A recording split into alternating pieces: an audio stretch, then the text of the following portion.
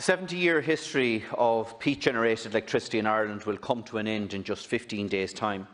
And as Minister for Energy, I was instrumental in bringing about this transition away from peat. But under my plan, this was to be an orderly wind-down of peat harvesting up to 2026. However, in the next 15 days, two of the biggest peat-fired power plants in the world will stop burning peat and close, with West Offaly Power set to close tomorrow week, and Loughree Power set to close 7 days later on the 18th of December. This decision will bring forward the closures by a decade and will have very serious economic consequences right across the Midland counties. It's the equivalent in scale to the closure of the likes of Google in Dublin City. And that's why 18 months ago I proposed to Government that it should bring forward and front-load a bog restoration programme to protect existing jobs in Bordnamona in the short term, pending the reconfiguration of the company. I am glad that the Government took up my proposal, which resulted in the Cabinet approval last week of a €108 million large-scale peatland restoration project by Bordnamona that will create 350 jobs and protect the jobs of many permanent employees. But the 280 seasonal workers, there is a lack of clarity. Will they be re-employed? Under what terms and conditions would they be re-employed? And will their annual earnings be significantly curtailed? These are key questions not just for the staff and their families, but for the wider local economy that is so dependent on the spending power of these employees. Taoiseach, will you provide clarity to these employees on their future prospects within the state company Bordnamona in advance of the closure of the two power plants? Secondly, what is the future plans for the power stations themselves? It seems that despite concerns being expressed by the Government's own Just Transition Commissioner, Kieran Mulvey, it seems that the ESB is determined to demolish both plants. Mr Mulvey, in his most recent report, stated, on a visit by the Just Transition team to Shannon Bridge in Lanesborough, we were impressed by the pristine state of the power stations. These two power plants have at least 10 years of operation left. They have already been paid for by electricity customers right across this country. If they are demolished, it is effectively wasting €176 million of electricity customers' money. This, Taoiseach, is not in the best interest of local staff, the local economy, or the country as a whole, and electricity customers in particular, who will foot the bill for the demolition of both plants and have to pay for alternative technology to provide replacement stability on the electricity grid. Thank you, Deputy.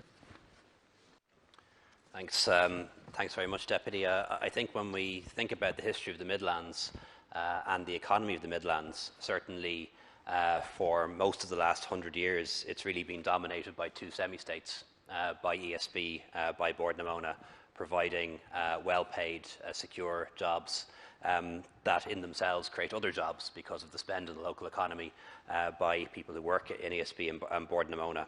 And that is going to change. That's going to change as we make the transition from brown to green and from a carbon-based economy to a zero-carbon economy. But that doesn't mean it can't be changed for the better, and changed for the better in the Midlands as well. And that's why Government is committed to a just transition. It's why we've dedicated significant funding to the workers, to the companies and the communities affected by the closure of the peat-fired stations and also the end of peat harvesting by Bordnamona. This will ensure very significant job retention in Bordnamona, as well as job creation efforts and new business opportunities for the wider region.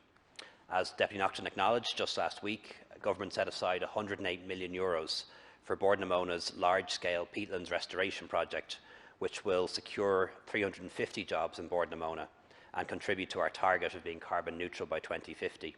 In relation to the specific question on seasonal employees, I'm going to have to check on that and come back to the Deputy, but I would expect that they're still going to be needed because more work is done in the good weather and also it's necessary to cover leave arrangements. But I will check on that for the Deputy. The first progress report of the Just Transition Commissioner was published on the 22nd of May.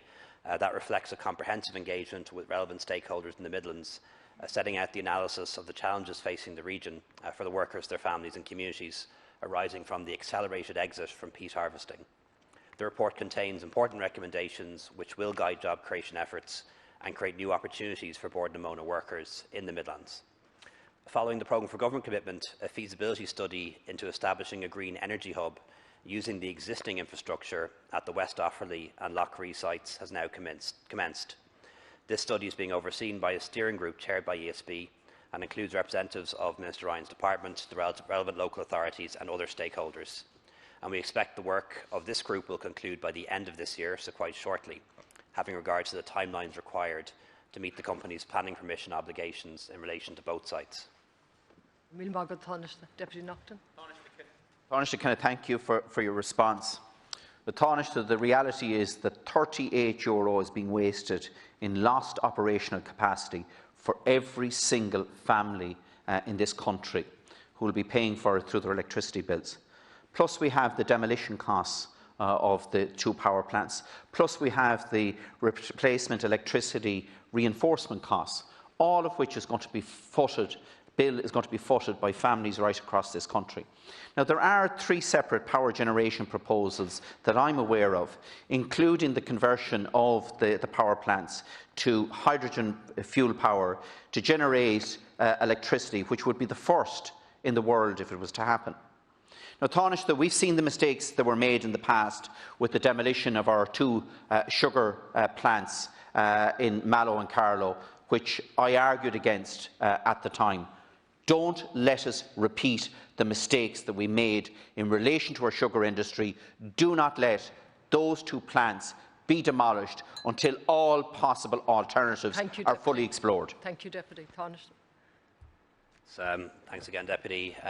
Minister Ryan informs me that the current planning permissions for the 2 sites include an obligation to decommission the power plants and remediate the sites by the end of 2022. And that prior to any development opportunity taking place, ESB must satisfy the legal obligation to remediate the existing sites. In addition, I understand that the power plant equipment cannot be used for any purpose beyond December 2020, as neither the planning consents nor environmental licences cover any such issue. Notwithstanding this, the ESB is committed to the future use of the sites, and a feasibility study is underway to assess how this valuable infrastructure might be used in the longer term, taking account of their location, the infrastructure that is in place and the future requirements of the electricity market.